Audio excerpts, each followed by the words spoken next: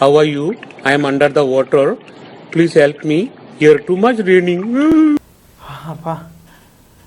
What is under water welding, தண்ணிக்குள்ளே எப்படியா welding அடிக்கிறாங்க அப்படிங்கிறத ஃபுல்லாக தெரிஞ்சுக்கிறதுக்கு தான் இந்த வீடியோ. இந்த வீடியோவை ஸ்கிப் பண்ணாமல் லாஸ்ட் வரைக்கும் பாருங்கள். சேனலை இப்போ தான் சப்ஸ்கிரைப் பண்ணுறீங்கன்னா பார்க்குறீங்களா, சப்ஸ்கிரைப் பண்ணிவிட்டு பெல்லை கடி கிளிக் பண்ணி வைங்க. தண்ணி கொடுத்ததுனால ஓவராக வளருது.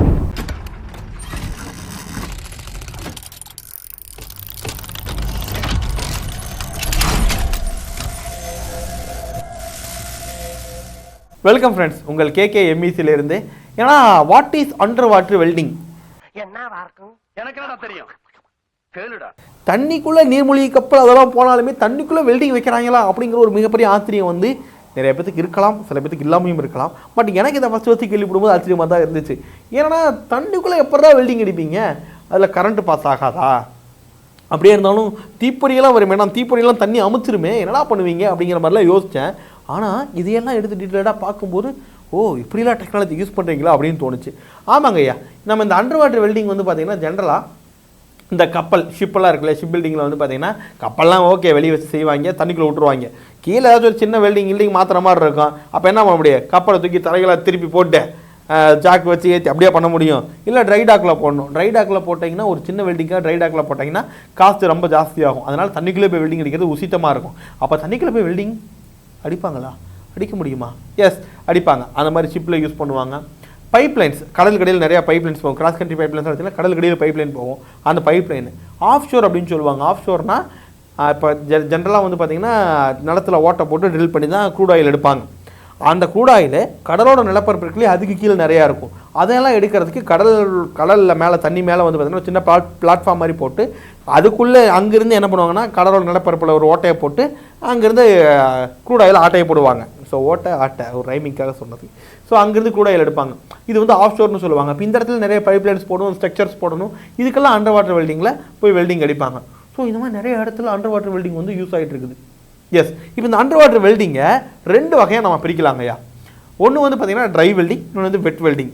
போடுறா ட்ரை வெட்டு வேறு லெவல் அப்படிங்கிற மாதிரி. ட்ரை வெல்டிங் அப்படிங்கிறது வந்து ஆஸ் யூஸ்வல் நம்ம நார்மல் வெல்டிங் மாதிரி தான் இருக்கும்.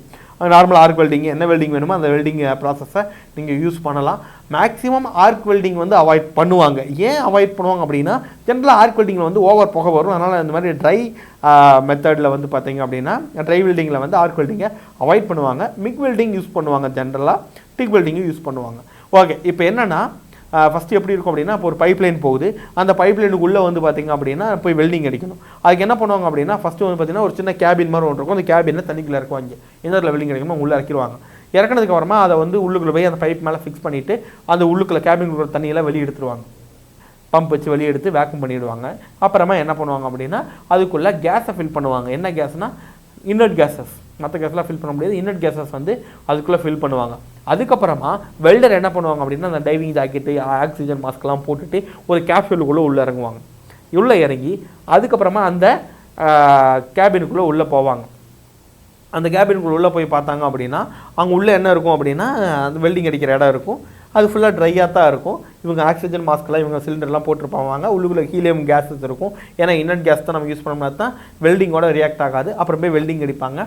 3 hours 4 hours அடிப்பாங்க. அப்போ திருப்பியும் ஷிஃப்ட் சேஞ்சு திருப்பி வெளியே வந்து ரெஸ்ட் எடுத்துகிட்டு திருப்பி போகணும். ஏன்னா ஏன் அப்படின்னா அது மிகப்பெரிய பிரச்சனை என்னன்னா கடலில் ஒரு 500 அடி அந்த மாதிரி ஆழத்தில் போயிட்டாங்க, 500 அடி 1000 அடி போயிட்டாங்க அப்படின்னா ப்ரெஷர் வந்து பார்த்திங்கன்னா வெளியில் ரொம்ப ஜாஸ்தியாக இருக்கும்.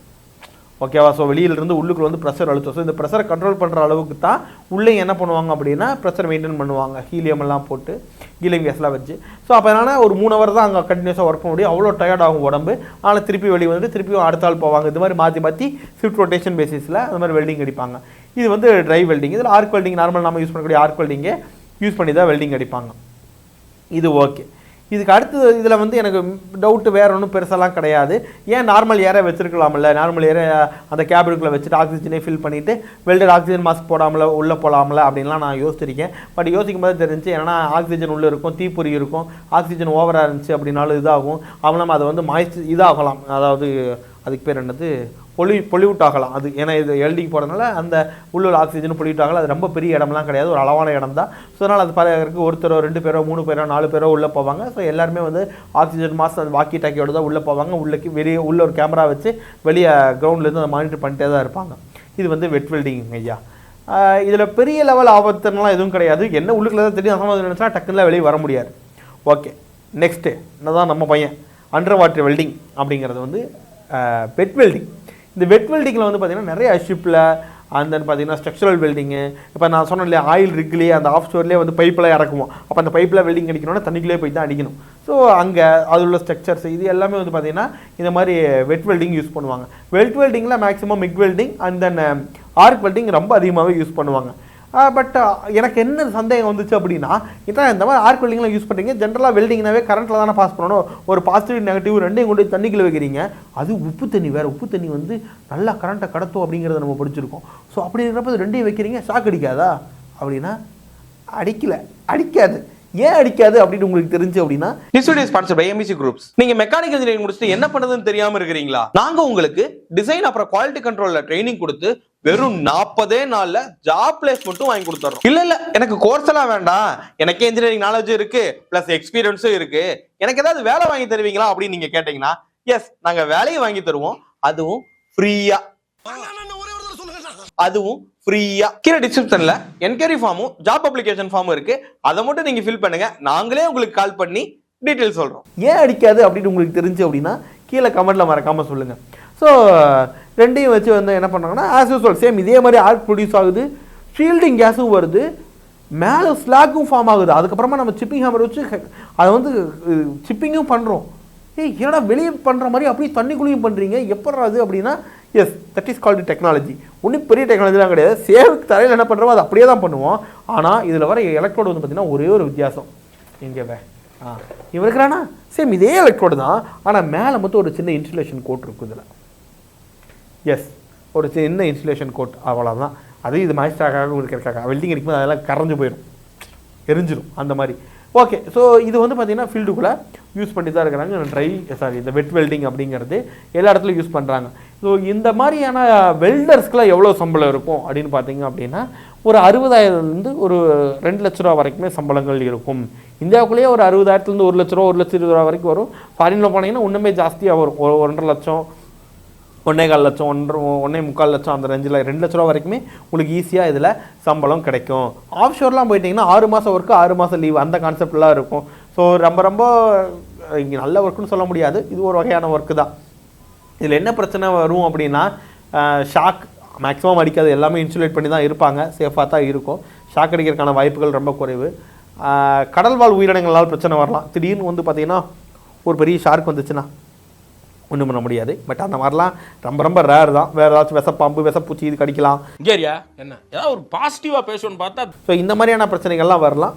கொஞ்சம் ரிஸ்க்கான ஜாப்பும் கூட இந்த ஆஃப் ஷோர் ஜாப்புங்கிறது, அதுவும் இந்த அண்டர் வாட்டர் வெல்டிங் ஜாப்பு ரொம்ப ரிஸ்க்கான ஒரு ஜாப்பு. ஸோ அதனால் இந்த ஜாப்புக்கும் வந்து பார்த்திங்க அப்படின்னா கொஞ்சம் சம்பளம் மற்ற இடத்த விட கொஞ்சம் ஜாஸ்தி தான் கிடைக்கும்.